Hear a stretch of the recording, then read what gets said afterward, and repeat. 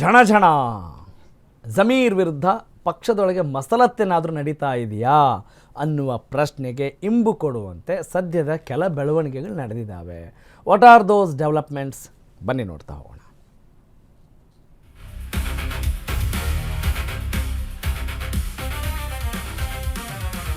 ಝಣ Zameer. Okay, ಸಂಪುಟ ವಿಸ್ತರಣೆ ಹೊತ್ತಲ್ಲೇ ಜಮೀರ್ ಅಹ್ಮದ್ ಖಾನ್ ಅವರ ಹಳೆ ಕೇಸು ಈಗ ಸದ್ದು ಮಾಡ್ತಾ ಇದೆ.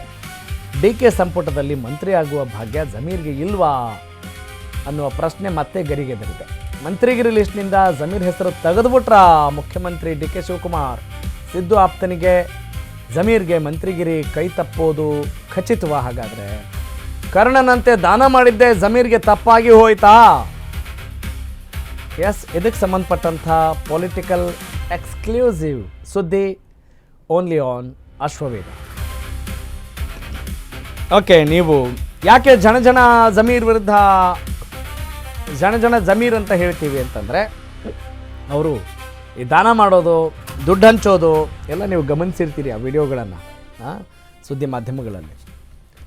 ಹಾಗಾಗಿ ಅವರನ್ನು ಕೊಡುಗೈ ದಾನಿ ಅಂತ ಕರಿಬೇಕು, ಅಥವಾ ಏನ್ರಿ ಸಿಕ್ಕಾಪಟ್ಟೆ ದಾನ ಮಾಡ್ತಾ ಇದ್ದೀರಾ, ಎಲ್ಲಿಂದ ಬರ್ತಾ ಇದೆ ಇಷ್ಟೊಂದು ಹಣ? ಬ್ಲ್ಯಾಕಾ, ವೈಟಾ, ಯೆಲ್ಲೋನಾ, ಪರ್ಪಲ್ಲಾ? ಯೋಚನೆ ಮಾಡಬೇಕಲ್ಲ. ಹಾಗಾಗಿ ಅದು ಒಂದು ಸದ್ದು ಮಾಡ್ತಾ ಇದೆ. ಅದು ಒಂದು ವಿಚಾರ. ಹಂಗಾರೆ ಎಲ್ರಿಗೂ ಹಿಂಗೆ ಆಗುತ್ತಾ? ಬೇರೆ ಯಾರು ದಾನ ಮಾಡೋದೇ ಇಲ್ವಾ? ಇವ್ರು ಮಾತ್ರ ದಾನ ಮಾಡ್ತಿದ್ದಾರಾ ಅನ್ನೋದು ಒಂದು ಪ್ರಶ್ನೆ. ಓಕೆ, ಇವ್ರು ಯಾವ ಪಕ್ಷದವರು? ಜಮೀರ್ ಅಹ್ಮದ್ ಖಾನ್ ಕಾಂಗ್ರೆಸ್ನವರು. ಆಡಳಿತ ನಡೆಸ್ತಾ ಇರೋದು ಯಾರು?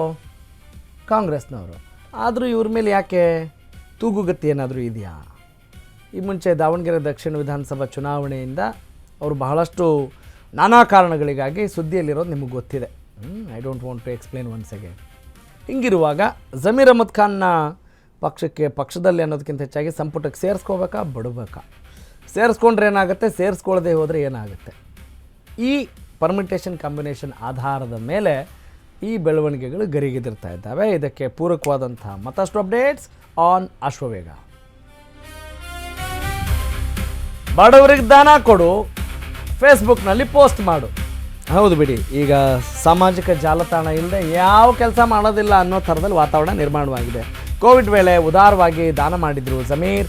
ಕೋವಿಡ್ ಕಾಲದಲ್ಲಿ ಕರ್ಣನಂತೆ ಜಮೀರ್ ಅಹ್ಮದ್ ಖಾನ್ ದಾನ ಮಾಡಿರೋದನ್ನು ನಾವು ನೀವೆಲ್ಲ ಗಮನಿಸಿದ್ದೀವಿ. ಬೇರೆ ಬಹಳಷ್ಟು ಜನನೂ ಮಾಡಿರ್ತಾರೆ. ಇವ್ರದ್ದು ಜಾಸ್ತಿ ಸದ್ದಾಯಿತು. ದಾನ ಓಕೆ, ಒಳ್ಳೆಯ ಕೆಲಸ. ಆದರೆ ಜಮೀರ್ ಇಲ್ಲೂ ಪ್ರಚಾರ ಮಾಡಿದ್ರಾ? ಇದನ್ನೇ ಸಾಕ್ಷ್ಯವಾಗಿ ಪರಿಗಣಿಸಿ ಲೋಕಾಯುಕ್ತ ಪೊಲೀಸರು ತನಿಖೆ ನಡೆಸಲಿಕ್ಕೆ ಮುಂದಾದ್ರಾ ಅನ್ನೋದು ಪಾಯಿಂಟ್. ಆದಾಯ ಕಡಿಮೆ ಅಂತ ತೋರಿಸಿಕೊಂಡಿದ್ದ ಜನ ಜಮೀರ್ ಅಹ್ಮದ್ ಖಾನ್ ಈಗ ಹೌದಾ ಕಡಿಮೆನೇ ಹೆಚ್ಚಿಗೆ ನೋಡಬೇಕಲ್ಲ ಅಂಥೇಳಿ ಲೋಕ ಪೊಲೀಸರು ತನಿಖೆಗೆ ಮುಂದಾಗಿದ್ದಾರೆ. ಈಗ ದಾನ ಕಾಂಚಾಣದ ಕಾಟ ಶುರುವಾದಂತೆ ಕಾಣ್ತಾ ಇದೆ ಜಮೀರ್ ಅಹ್ಮದ್ ಖಾನ್ಗೆ. ಬಲಗೈಯಲ್ಲಿ ಕೊಟ್ಟಿದ್ದು ಎಡಗೈಗೂ ಗೊತ್ತಾಗಬಾರ್ದು ಅಂತ ದಾನಕ್ಕೆ ಸಂಬಂಧಪಟ್ಟಾಗಿ ಹೇಳ್ತಾರೆ. ಹಾಗೆಯೇ ಅಪಾತ್ರ ದಾನ ಮಾಡಬಾರ್ದು ಅಂತ ಕೂಡ ಹೇಳ್ತಿರ್ತಾರೆ.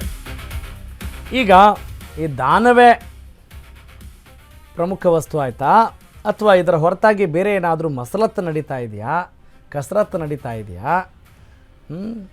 ಹೀಗೆ ಅನೇಕ ಪ್ರಶ್ನೆಗಳು ರಾಜಕಾರಣದಲ್ಲಿ ಗರಿಗೆದಿರ್ತಾ ಇದ್ದಾವೆ.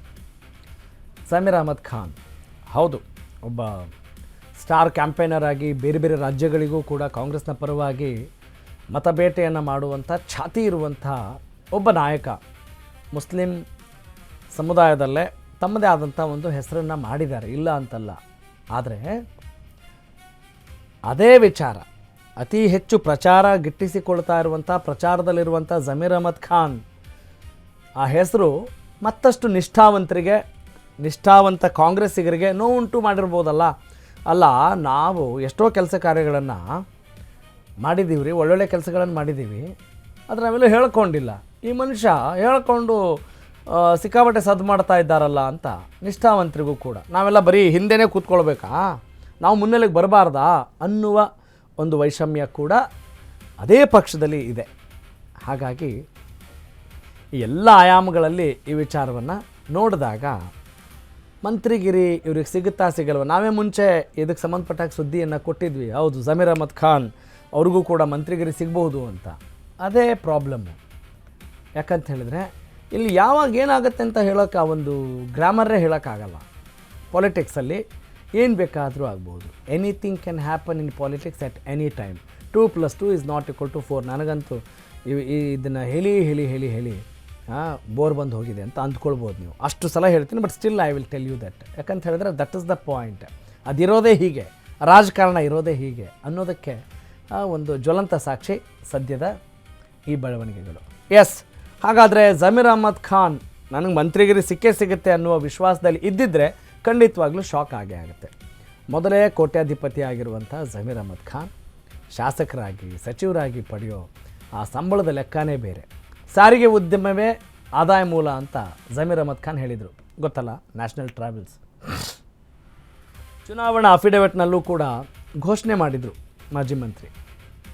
ಜಮೀರ್ ಅಹ್ಮದ್ ಖಾನ್ ಅವರ ವಾರ್ಷಿಕ ಆದಾಯ ಕೇವಲ 15 ಲಕ್ಷ ರೂಪಾಯಿ ಅಂತೆ. ಇದನ್ನು ಯಾರು ನಂಬಬೇಕು? ಆದರೆ ಕೋವಿಡ್ ವೇಳೆ ಸ್ತಬ್ಧವಾಗಿದ್ದಂಥ ಸಾರಿಗೆ ಉದ್ಯಮ ಆದಾಯ ಬಂದಾಗಿದ್ದರು ಜಮೀರ್ ಅಹ್ಮದ್ ಖಾನ್ ಭರ್ಜರಿ ದಾನ ಮಾಡಿದರು ಅಲ್ವೇ, ಸಮಾಧಾನ ತಂದು ಕೊಟ್ಟಿದ್ದರು ದಾನದಿಂದ. ಆದರೆ ಜಮೀರ್ ಅವರಿಂದ ಆದಾಯ ಮೀರಿ 26 ಕೋಟಿ ರೂಪಾಯಿ ಗಳಿಕೆ ಹೆಂಗಾಯಿತು? ಲೋಕ ತನಿಖೆಯಲ್ಲಿ ಪತ್ತೆಯಾಗಿದೆ ಈ ವಿಚಾರ. ಪ್ರಾಸಿಕ್ಯೂಷನ್ಗೆ ಮೊರೆ ಹೋಗಲಾಗಿದೆ.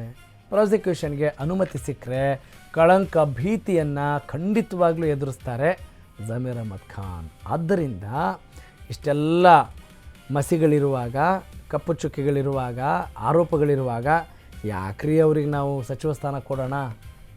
ಮತ್ತು ನಾವು ಟೀಕೆ ಟಿಪ್ಪಣಿಗಳನ್ನು ಎದುರಿಸ್ಬೇಕಾ? ಒಂದು ಕಡೆ ಜನರಿಂದ ಎದುರಿಸ್ಬೇಕು, ಇನ್ನೊಂದು ಕಡೆ ಇವರು ಎದುರಾಳಿಗಳಿಂದ ಎದುರಿಸ್ಬೇಕು. ಬರೀ ಇವರು ನೆಕ್ಸ್ಟ್ ನಾವು ಮಂತ್ರಿ ಪಟ್ಟವನ್ನು ಕೊಡಲಿಲ್ಲ ಅಂದರೆ ಏನು ಮಾಡ್ತಾರೆ ಅಂತ ಭಯದಲ್ಲೇ, ಬ್ಲ್ಯಾಕ್ ಮೇಲಲ್ಲೇ ನಾವು ಆಡಳಿತ ನಡೆಸಬೇಕಾ ಅನ್ನುವ ಪ್ರಶ್ನೆ ಕೂಡ ಇಲ್ಲಿ ಗರಿಗೆದರದೇ ಇರಲಾರದು.